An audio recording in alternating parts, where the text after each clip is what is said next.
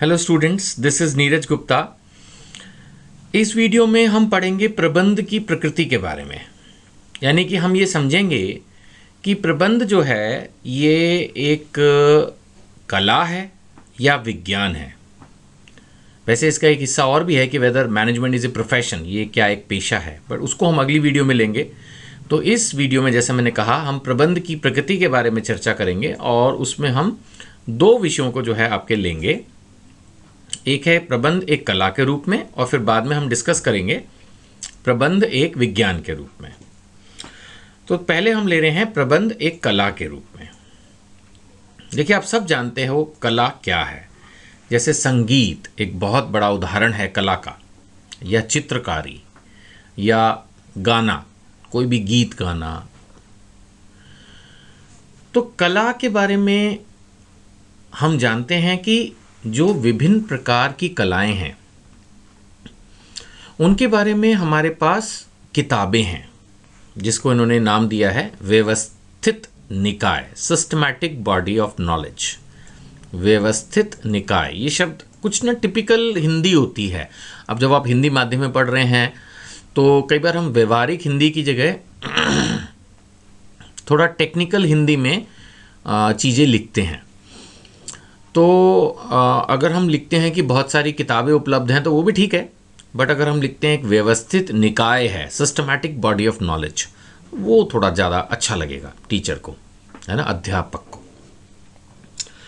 सो कला ज्ञान का एक व्यवस्थित निकाय है, ऐसे समझ लो आप इसको, कि कला जो है वो विज्ञान का एक व्यवस्थित निकाय है। मैं कहना क्या चाहता हूँ कि ऑलरेडी, यानी कि आज की तारीख में बहुत सी किताबें हैं जो अलग अलग तरह की कलाओं के बारे में, और कला के भी अलग अलग क्षेत्र होते हैं, है ना।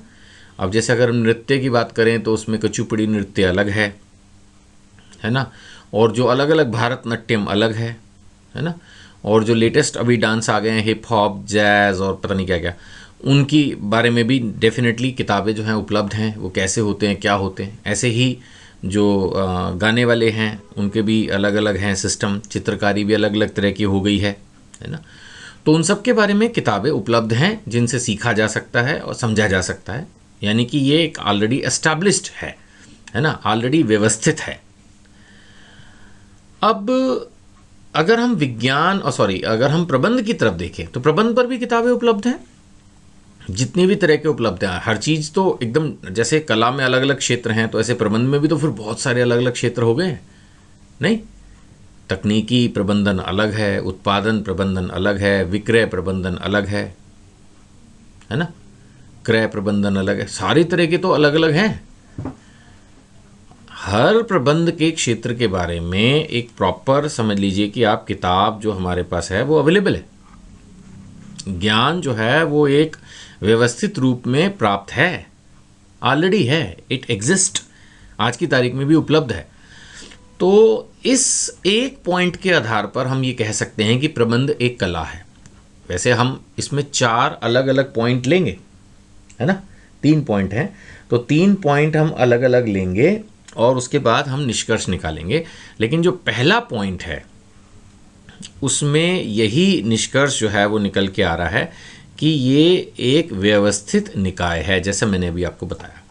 खैर, जो मैंने आपको ये असाइनमेंट दिया है उसमें ये बताया गया है शुरुआत में कि कला ज्ञान का एक व्यवस्थित निकाय है जिसमें वांछित परिणाम के लिए, डिजायर्ड रिजल्ट, जो आप चाहते हो, वांछित परिणाम, जो भी आप बनना चाहते हो, करना चाहते हो, हासिल करना चाहते हो, दूसरों को बताना चाहते हो, दिखाना चाहते हो, उसके लिए क्या चाहिए आपको? कुशलता, स्किल। कोई भी काम करने के लिए स्किल की ज़रूरत होती है, और वो अगर आपके अंदर ना हो तो उसको आप डेवलप कर सकते हो, है ना।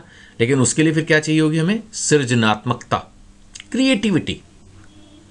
उसके लिए हमें क्या चाहिए होगी? सृजनात्मकता, क्रिएटिविटी चाहिए होगी, कुछ नया करने की इच्छा, नया करने की प्रेरणा। ये नहीं कि बस दूसरे को देखा और कॉपी कर दिया। और साथ में चाहिए अभ्यास। अभ्यास भी तो चाहिए।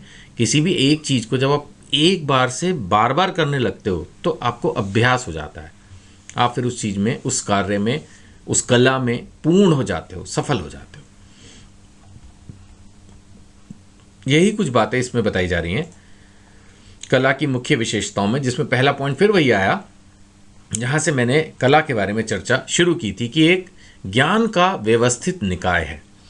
तो यही मैंने इसमें लिखा है कि कला संबंधी व्यवस्थित विषय सामग्री उपलब्ध है, प्रबंध में भी क्रमबद्ध, है ना, प्रबंध में भी क्रमबद्ध और व्यवस्थित ज्ञान का निकाय उपलब्ध है। यानी कि चाहे हम कला का क्षेत्र देखें, चाहे हम प्रबंध का एरिया देखें, दोनों में ही हमारे पास पढ़ने के लिए, समझने के लिए प्रॉपर किताबें, विषय सामग्री, है ना, शब्द क्या यूज़ किया गया, विषय सामग्री उपलब्ध है।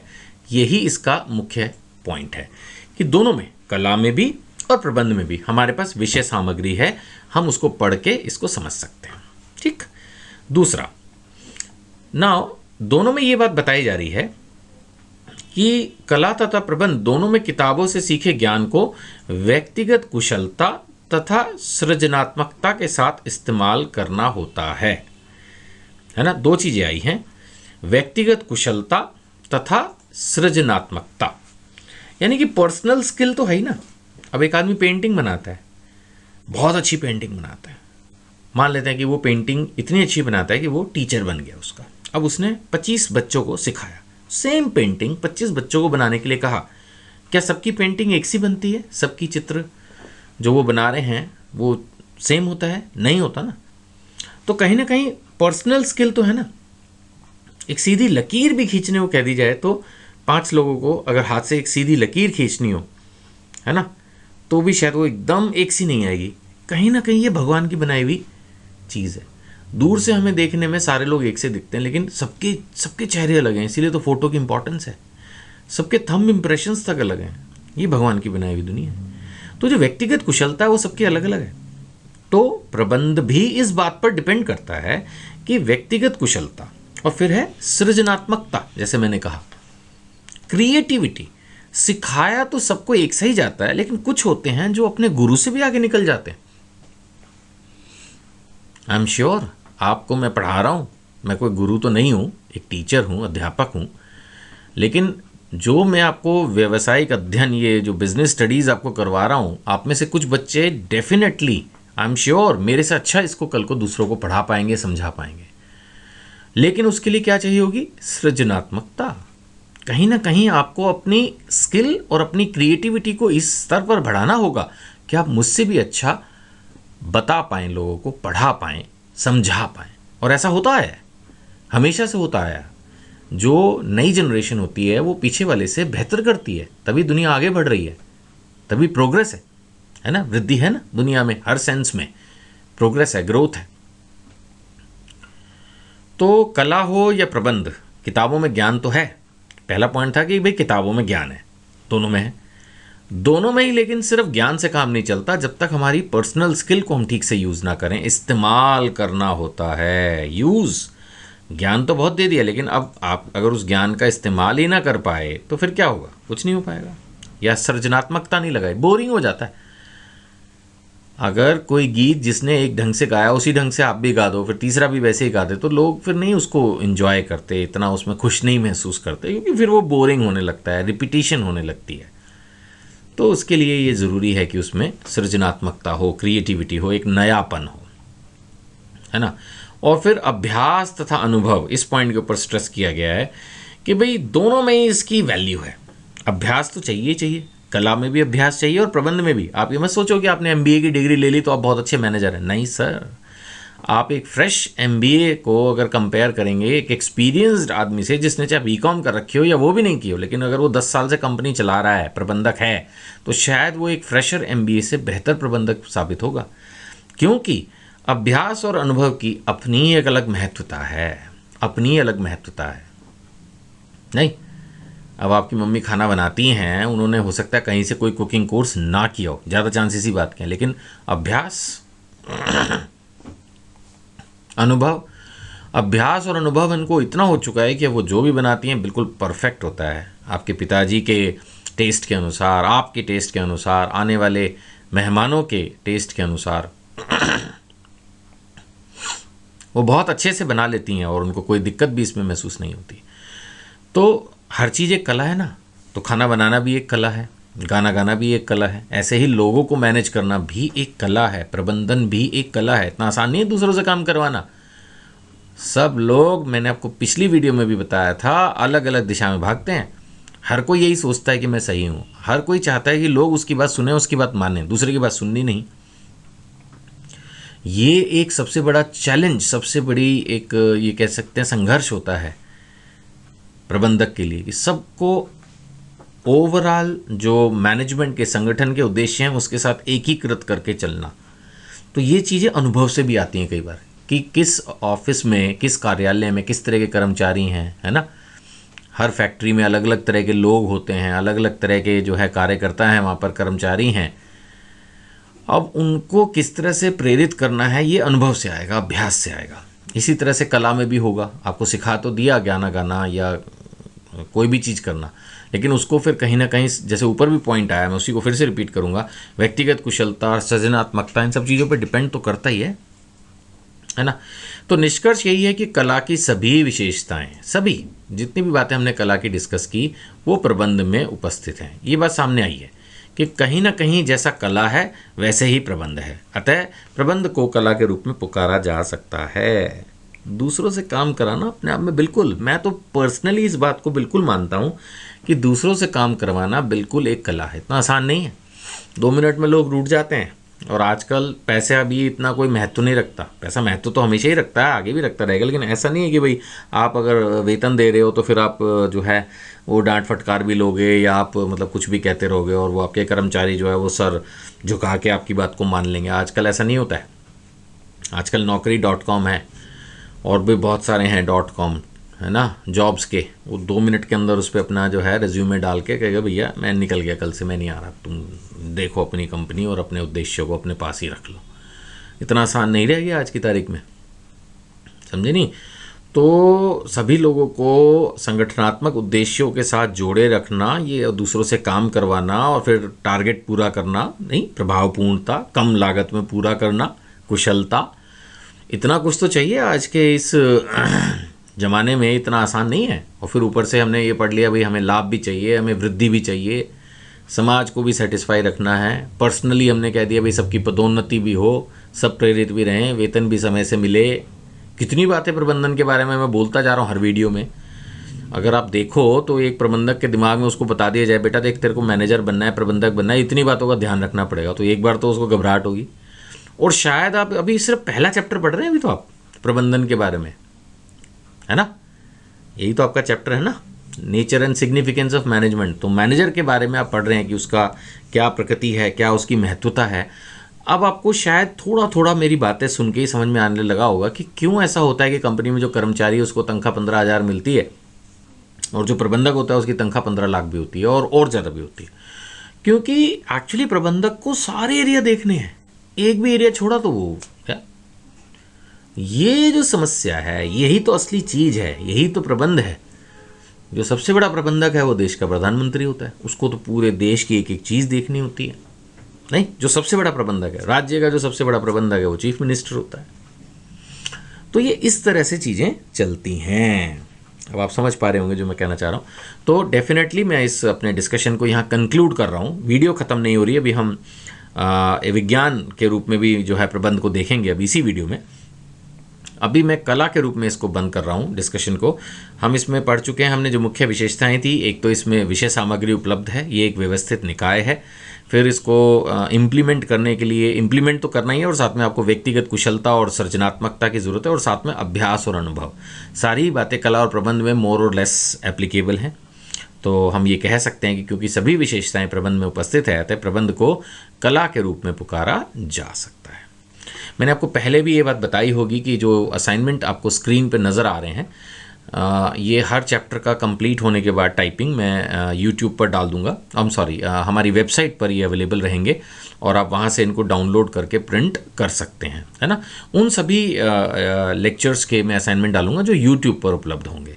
और जो बच्चे हमारे पास रजिस्टर्ड होंगे, मैंने पहले भी बताया होगा कि रजिस्ट्रेशन फ्री है।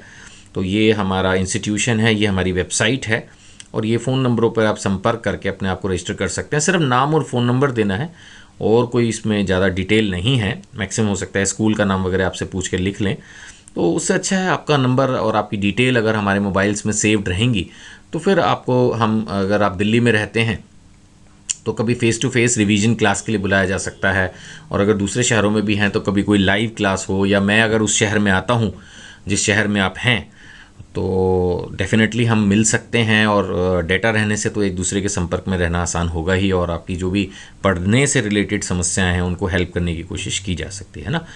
तो आपसे यही आपको सजेशन है कि असाइनमेंट को आप प्रिंट कर लें, इससे पढ़ाई करें और साथ में अपने आप को रजिस्टर भी करते रहें।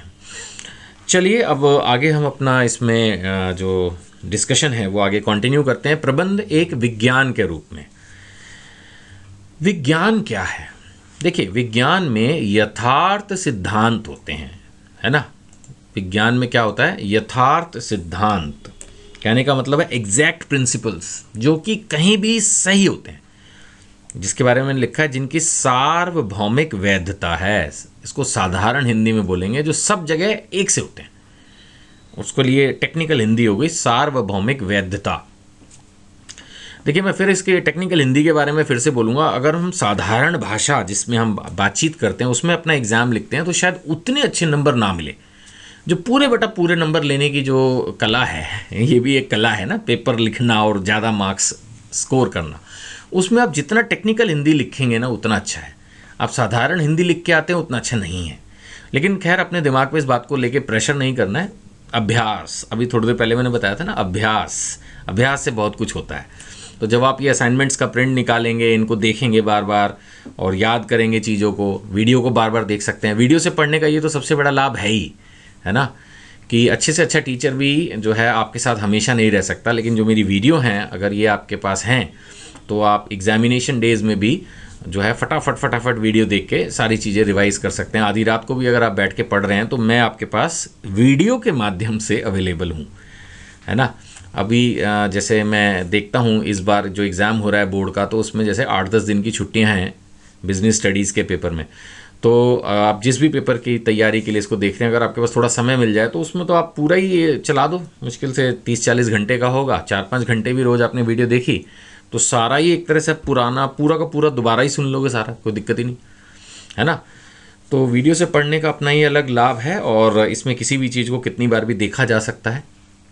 और जहाँ तक ये सवाल है कि हम अपने प्रश्न कैसे पूछें, तो मैंने उसका भी रास्ता आपको बताया है। मेरा फ़ोन नंबर है, आप कभी भी मुझे संपर्क कर सकते हैं। खैर, फिलहाल हम इसी को आगे बढ़ें कि विज्ञान में यथार्थ सिद्धांत होते हैं जिनकी सार्वभौमिक वैधता है। यानी कि चाहे आप भारत में हैं, चाहे आप अमेरिका में हैं, चाहे आप ऑस्ट्रेलिया में हैं, साइंस का अगर कोई सिद्धांत है ना, विज्ञान का अगर कोई सिद्धांत है, अगर वो भारत में सफल है तो वो ऑस्ट्रेलिया में भी सफल है, वो जापान में भी सफल है, वो हर देश में हर जगह सफल है। साइंस विज्ञान के सिद्धांत होते ही ऐसे हैं, वेल एस्टैब्लिश्ड होते हैं, वेल टेस्टेड होते हैं, है ना। बहुत बार परखने के बाद ही साइंस जो है, विज्ञान जो है, वो किसी निर्णय पर पहुंचता है। और इसीलिए विज्ञानी या विज्ञान की इतनी, यूँ कह सकते हैं आप, सम्मान है, रिस्पेक्ट है। क्योंकि विज्ञान ने जब कोई सिद्धांत अगर स्थापित किया तो वो इतनी बार परख के किया होता है कि फिर वो सही ही होता है, मतलब वो हिलता नहीं, फिर वो करेक्ट है, मतलब फिर वो, ये आप मान के चलिए।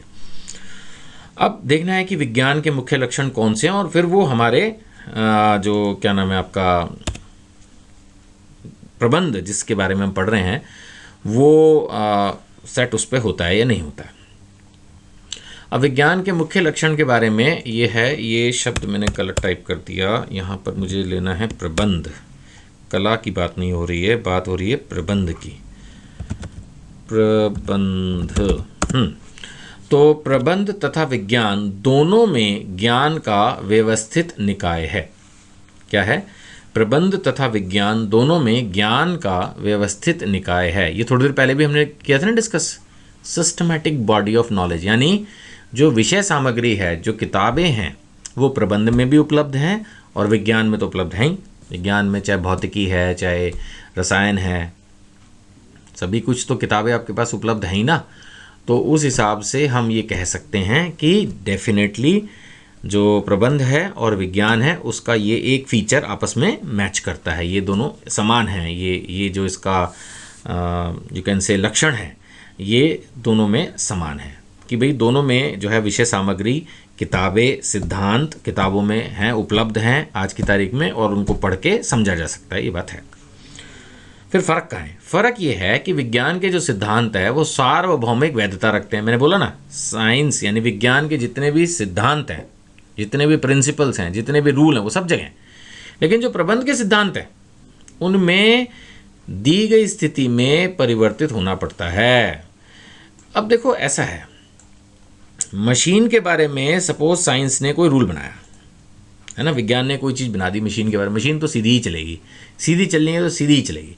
सपोज उन्होंने कार बनाई, और कार ऐसी है जी जो 100 किलोमीटर के बाद गर्म होगी, या 1000 किलोमीटर एक साथ चलने के बाद गर्म होगी। अगर साइंस ने ऐसा, विज्ञान ने एक कार टेस्ट करके बना दी कि इसको 1000 किलोमीटर सीधा सीधा ले जाओ, ये बिल्कुल गर्म नहीं होगी, 1000 किलोमीटर के बाद इसको रेस्ट देने की ज़रूरत है। तो अगर उन्होंने अच्छे से इसको परख लिया, 10 बार 100 बार उसको टेस्ट करके कार आपके हाथ में दे दी, तो वो 1000 किलोमीटर तक चलती जाएगी, उसके ख़राब होने की प्रोबेबिलिटी बहुत ही कम है। बट इंसान के बारे में ऐसा कोई सिद्धांत बनाया नहीं जा सकता। सपोज हमने एक बना दिया, ये इंसान है जी, ये ड्राइवर है, ये 100 किलोमीटर तक सीधा सीधा जाएगा और ये बीच में डिस्टर्ब नहीं करेगा। मेरे को लगता है आधे भी नहीं जाएंगे, वो आधे तो 50 किलोमीटर के बाद ही बोल जाएंगे, आधे 20 किलोमीटर के बाद बोल जाएंगे, और बाकी के लोग तो हल्ला कर देंगे। क्योंकि मनुष्य में और मशीन में बहुत फ़र्क होता है। विज्ञान को मोर और लेस मनुष्य के साथ डील नहीं करना पड़ता। जहाँ विज्ञान मनुष्य पे डील करता है वहाँ विज्ञान भी फेल हो जाता है। अगर विज्ञान इतना ही परफेक्ट होता मनुष्यों पर भी, तो फिर तो कोई मरता ही नहीं। विज्ञान में होता है, कितनी बार दवाई खिलाते हैं असर ही नहीं होता, या उल्टा ही हो जाता है, कई बार आदमी बीमार से और बीमार हो जाता है, चाहे कम होता है बट होता है ना। तो मनुष्य ये एक जो है कॉम्प्लिकेटेड है ये आइटम, और उसको जो है उसको मैनेज करना, इसीलिए मैंने बोला था थोड़ी देर पहले, इसी वीडियो में ये बात हुई है हमारी कि भाई प्रबंध तो एक कला है, दूसरों से काम कराना एक कला है, इतना आसान नहीं है ये। तो जो विज्ञान है वो आम तौर पर भौतिक वस्तुओं के प्रति अपने सिद्धांत बनाते हैं, और वो सही भी होते हैं। पेड़ को आम से, जो सेब को पेड़ से छोड़ोगे ऊपर से तो नीचे गिरेगा, बट मनुष्य से रिलेटेड अगर कोई सिद्धांत बनाना हो ना, तो कुछ पता नहीं, वो छलांग मार के दूसरे पेड़ पे भी जा सकता है। पेड़ के, आम के पास तो या सेब के पास तो ऑप्शन नहीं है, वो तो पेड़ से अगर हटा तो वो नीचे ही गिरेगा। लेकिन जो मनुष्य है वो तो छलांग मार के जो है वो कोई ऐसा अपने अंदर यंत्र लगा ले, ऊपर भी उड़ जाए, हो सकता है वो सीधा पानी में टाप जाए, हो सकता है दूसरे पेड़ पे चला जाए, बराबर वाली बिल्डिंग में घुस जाए। मनुष्य तो कुछ भी कर सकता है ना। तो ये विज्ञान जो है वो मनुष्य पे नहीं चलता, और प्रबंध को मनुष्य को कंट्रोल में करना है। देखो कितना नियंत्रण किसको करना है, मनुष्य को, जिसके दिमाग का कोई कंट्रोल नहीं है। तो इसीलिए विज्ञान में और प्रबंध में यहाँ पर आकर दिक्कत हो जाती है कि भी स्थिति में परिवर्तन होते ही मनुष्य किस तरह से बिहेव करेगा। कर्मचारी, मनुष्य कर्मचारी तो है। कल को जब बिजनेस में ज़्यादा रोबोट्स यूज़ होने लगेंगे व्यवसायों में, तब शायद ये भी एक साइंटिफिक जैसा होने लगे प्रबंधन। क्योंकि रोबोट तो बेचारे एक अपना काम करते रहेंगे, अगर उनको 6 घंटे काम करना है फिर 2 घंटे रेस्ट है, तो वो तो 24 घंटे करते रहेंगे। ना वो बोनस मांगेंगे, ना उनको दिवाली की छुट्टी चाहिए, उनको कुछ नहीं चाहिए, ना उनको गुस्सा आएगा, है ना। तेल पानी डालते रहो, वो अपना चलते रहेंगे। बट मनुष्य के साथ ऐसा नहीं होता। उनके साथ होली भी आती है, नया साल भी आता है, बर्थडे भी आता है, बहुत कुछ होता है उनको तो प्रमोशन भी चाहिए, सीनियर जूनियर भी चाहिए, बहुत कुछ होता है वहाँ पे। रोबोट्स के साथ नहीं होता है।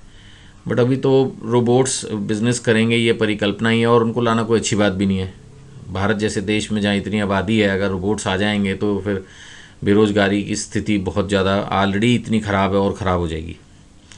तो उस हिसाब से अभी इस विषय को छोड़ के अगर हम अपने प्रबंधन पे ही देखें, तो मैं ये कहना चाहता हूँ कि विज्ञान के जो सिद्धांत हैं, जैसे मैंने कहा, वो भौतिक वस्तुओं तक तो ठीक है, बट मनुष्यों को प्रबंध में सेम साइंटिफिक वे में सेम रिजल्ट देंगे ऐसा नहीं कह सकते। समझ गए होंगे आप। फिर एक चीज़ कॉमन है क्या, या फिर से मैंने गलती से कला लिख दिया, प्रबंध तथा विज्ञान के सिद्धांत दोबारा किए हुए प्रशिक्षणों के आधार पर विकसित होते हैं। ये बात तो है। प्रबंध में मान लेते हैं कि चलो हर मनुष्य अलग है, लेकिन फिर भी अगर हम किसी एक स्थिति में मनुष्य किस तरह से बिहेव करते हैं, किस तरह से उनका जो है वो रिएक्शन रहता है, अगर हम उस चीज़ को देखें तो हम समझ पाएंगे इस बात को कि मनुष्य भी कई बार एक सा ही बिहेव करते हैं, है ना। अगर कोई चीज़ आश्चर्यजनक है तो सारे वाव बोलते हैं, कोई चीज़ बहुत सुंदर है तो उसको देख के खुश होते हैं, मीठी है तो उसको खाना पसंद करते हैं, है ना। तो कहीं ना कहीं मनुष्य भी ऐसा भी नहीं है कि बिल्कुल ही अजीब प्राणी है कि बिल्कुल उसको समझा नहीं जा सकता। तो अगर बार बार अनुभव किया जाए या देखा जाए कि एक सिचुएशन पे, अब जैसे अगर आप बोनस दोगे तो मोर और लेस यही होगा रिजल्ट की बोनस देने से कर्मचारियों पर इसका एक अच्छा प्रभाव पड़ेगा, है ना। छुट्टी दोगे कभी उनको, या उनको प्रशिक्षण दोगे या पदोन्नति दोगे तो वो खुशी होंगे। समाज की सेवा करोगे तो सामाजिक उद्देश्य पूरा करोगे तो इसमें काफ़ी ये चांस है कि समाज में रहने वाले लोगों के बीच में जो व्यवसाय की इमेज है वो डेफिनेटली इम्प्रूव होगी। तो प्रबंध और विज्ञान के सिद्धांत दोबारा किए हुए प्रशिक्षणों के आधार पर विकसित होते हैं। तो ये तो है कि कहीं ना कहीं प्रशिक्षणों के आधार पर सिद्धांतों को विकसित किया जा सकता है। बार बार अगर हम देखेंगे तो कुछ, लेकिन तब भी वही वाली बात है कि अगर हमने 100 बार एक्सपेरिमेंट करके देखा साइंस ने, फिर एक प्रिंसिपल को सर्टिफाई कर दिया, तो 101वीं बार वो पक्का सही चलेगा विज्ञान में तो। बट मनुष्य के केस में तो कुछ पता नहीं है, 100 बार वो सही फिट बैठा, तब भी वो 101वीं बार जब अप्लाई करने का वक्त आया तो उसी वक्त ही वो गड़बड़ा गया। हो जाता ना, किसी को पूरी ट्रेनिंग दे दी, सब कुछ कर दिया, फिर बिल्कुल असली दिन आया जिस दिन कोई बहुत इंपॉर्टेंट कोई काम होना था, उसी दिन वो बीमार पड़ गया, आया ही नहीं, कुछ जरूरी काम पड़ गया, उसको मूड ही नहीं किया उसका। अब मशीनों में तो मूड नहीं होता, इंसान में तो मूड भी होता ना। तो कहने का मतलब ये है कि एक मोटी तौर पर बात यही है कि प्रशिक्षण के आधार पर प्रबंध तथा विज्ञान के सिद्धांत डेवलप किए जाते हैं। तो अगर मैं बोलूं तो पहला पॉइंट कि व्यवस्थित निकाय है, हाँ, प्रबंध और विज्ञान दोनों में है। दूसरा, प्रशिक्षण के आधार पर सिद्धांत डेवलप हो रहे हैं, हाँ, प्रबंध विज्ञान दोनों में है। लेकिन विज्ञान के सिद्धांत सब जगह एक से होते हैं, प्रबंध के सिद्धांतों को बदलना पड़ता है। तो यानी ये पॉइंट दोनों में कॉमन नहीं है। चौथा है, प्रबंध मुख्यतः मनुष्यों की गतिविधियों पर आधारित होने के कारण विज्ञान की तरह यथार्थ सिद्धांत पेश नहीं कर सकता। ये बात तो मैं बहुत बार डिस्कस कर चुका। तो अब हमारे पास वक्त आ गया निष्कर्ष का कि भी प्रबंध में विज्ञान की कुछ विशेषताएं उपलब्ध हैं, कुछ तो हैं, है ना। ऐसा नहीं कि बिल्कुल ही 0 नंबर है, बट कुछ उपस्थित नहीं है, ये बात भी आई है। हमने भी डिस्कस किया कि कुछ तो उपलब्ध हैं, कुछ नहीं है। अतः हम कह सकते हैं कि प्रबंध जो है वो क्या है, अपूर्ण विज्ञान, इनएग्जैक्ट साइंस। प्रबंध जो है वो अपूर्ण विज्ञान या सोशल साइंस, सामाजिक विज्ञान है। जैसे एक प्रॉपर पक्का वाला साइंस होता ना, वो नहीं है, अपूर्ण विज्ञान है या सामाजिक विज्ञान है। क्योंकि मैंने आपको बोला ना, साइंस के रूल्स जो है वो बिल्कुल, वो जो सिद्धांत है ना, बिल्कुल जो शुरू में आई थी बात, वहीं से पकड़ा है। आप ये देखो सारी बात को कि जो विज्ञान के सिद्धांत है ना वो यथार्थ होते हैं, एकदम एग्जैक्ट, और उनकी सार्वभौमिक वैधता है, यानी कहीं भी उसको इस्तेमाल करके देख लो वही आंसर आएगा। बट मैनेजमेंट के प्रिंसिपल्स, जो प्रबंध के सिद्धांत है, वो कहीं ना कहीं मनुष्यों के ऊपर जो है वो होने हैं, तो उनके अंदर जो है वो मॉडिफिकेशन करनी पड़ती है कई बार। और एक ही सिद्धांत हर तरह के मनुष्य पर एप्लीकेबल होगा ऐसा नहीं है। कुछ लोग ज़्यादा सैलरी देके खुश हैं, कुछ को ज़्यादा सम्मान की आवश्यकता है, कुछ को ज़्यादा प्रशिक्षण चाहिए, कुछ को सब कुछ चाहिए, कुछ को कुछ भी नहीं चाहिए। कई ऐसे निराशावादी होते हैं जीवन में, उनको कुछ चाहिए ही नहीं, आप जो मर्जी कर लो वो उदास ही रहेगा। हर तरह के लोग। तो सिद्धांत जो है प्रबंधक को मॉडिफाई करके, यानी कि उनको बदल बदल के जो है इस्तेमाल करने पड़ते हैं। साइंस में यानी विज्ञान में ऐसा नहीं होता। ठीक है जी। तो मुझे उम्मीद है कि आप अच्छे से समझ पा रहे होंगे जो मैं पढ़ा रहा हूँ आपको, और आप अपने नोट्स बनाते जाइए। जो मैं लिखवा रहा हूँ, बता रहा हूँ आपको, उसके आधार पर आप अपने भी नोट्स बना सकते हैं, वो और अच्छा रहता है। नहीं तो जो मैं नोट्स दे रहा हूँ उनसे भी आप पढ़ते हैं तो हो जाएगा। और जो मेन आज की तारीख में हॉट्स के क्वेश्चन आते हैं, हाई ऑर्डर थिंकिंग स्किल्स वाले क्वेश्चन, वो मैं चैप्टर के एंड में आपको करवाऊँगा। ठीक है, थैंक यू।